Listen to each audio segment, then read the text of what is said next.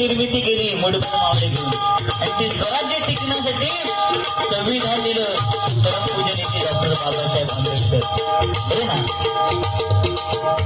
शिवाजी महाराजांनी राज्याभिषेक झाला त्यावेळी काय केलं, आपलं बोट त्या पिंडीवरती बोट कापून रक्त दिलं की नाही. काप आज नियम लागू करू शकतो.